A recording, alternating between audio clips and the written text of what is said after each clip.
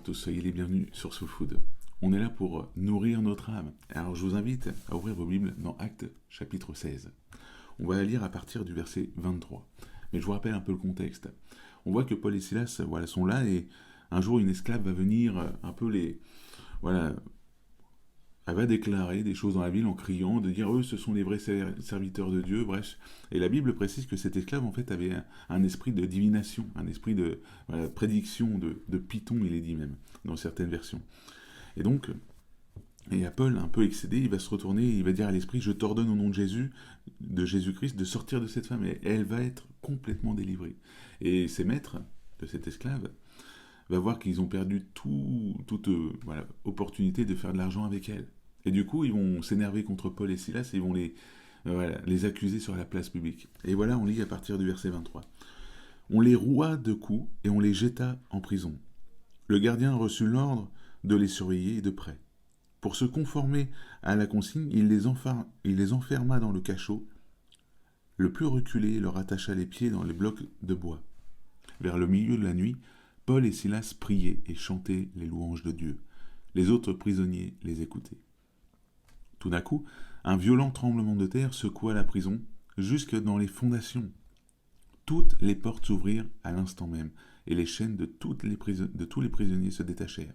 Le gardien se réveilla en sursaut et vit les portes de la prison grandes ouvertes. Alors il tira son épée et allait se tuer, car il croyait que les prisonniers s'étaient enfuis. Mais Paul lui cria de toutes ses forces, « Arrête, ne te fais pas de mal, nous sommes tous là. » Amen.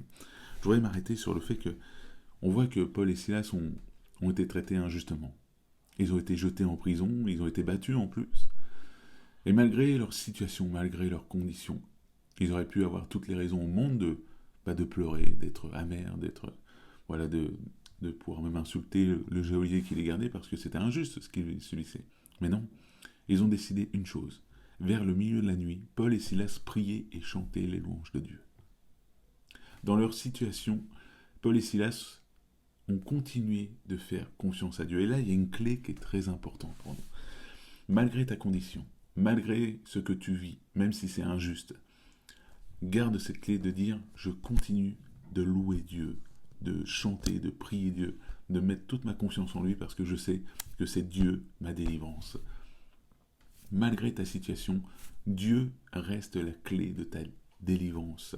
Si tu continues, malgré ta situation, de louer Dieu, ça c'est une clé qui est très importante pour nous chrétiens, de dire, au lieu d'être dans notre condition à se plaindre, à dire Seigneur, pourquoi je passe par là, pourquoi je fais ci, mais Seigneur, tu vois, je souffre énormément, Seigneur, tu vois, j'arrive pas à m'en sortir. Non, arrête de proclamer de telles paroles. Il est temps pour toi de commencer à dire, ok, je suis dans cette situation, mais je sais que Dieu est avec moi dans cette situation. Je vous rappelle qu'on a un Dieu de compassion. Vous savez ce que ça veut dire, un Dieu de compassion ? Je vous rappelle un peu la définition selon le Larousse. Tiré du mot latin, ça veut dire compati, oni, qui veut dire souffrir avec. Si Dieu est un Dieu de compassion, ça veut dire qu'il souffre avec nous.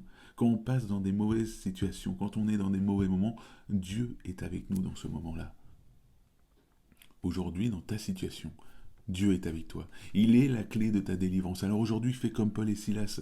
Malgré ta situation, loue-le. Je vous invite à aller voir dans la description, je vous ai mis une petite vidéo YouTube qui vous mènera à un chant de celle de Nathalie Grant. Et il est dit, je loue Dieu dans la tempête. Malgré ta tempête, continue de louer Dieu parce que Dieu est capable de te délivrer. Vous avez vu ce qui est arrivé à Paul et Silas. Tout à coup, un violent tremblement de terre secoua la prison jusque dans les fondations. Toutes les portes s'ouvrirent à l'instant même et les chaînes de tous les prisonniers se détachèrent.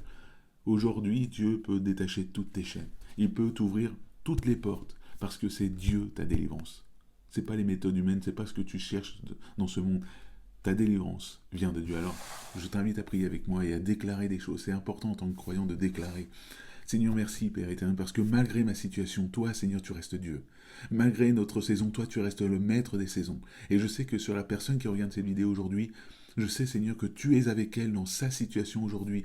Malgré sa souffrance, malgré ce qu'elle subit aujourd'hui, je sais que tu es un Dieu de compassion et que tu souffres avec elle. Alors, Seigneur, c'est en toi que Nous mettons toute notre confiance parce qu'on sait que c'est toi notre délivrance, c'est toi notre clé de la liberté. Aujourd'hui, je te remets la personne entre tes mains qui regarde cette vidéo. Encourage-la, fortifie-la, délivre-la, Seigneur, de sa situation. Merci, Père éternel, pour ce que tu vas faire dans le nom de Jésus. Merci parce que oui, tu vas la libérer. Oui, tu vas la libérer parce que tu es un Dieu qui libère, un Dieu tout-puissant, dans le nom de Jésus. Merci, Père. Amen. Soyez bénis, je vous dis à la prochaine.